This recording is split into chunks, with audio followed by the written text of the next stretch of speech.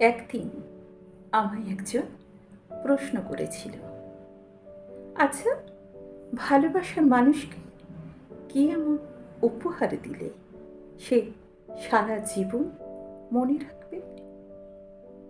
উত্তরে বলেছিলাম, ভালোবাসার মানুষকে এতটাই ভালোবাসা দিও যে সে তোমাকে ছেড়ে অন্য কাউকে ভালোবাসতে গেলেও সে তার সর্বোচ্চটা দিয়ে ভালোবাসলেও যেন তোমার অভাবটা সে ঠিক টের পায়।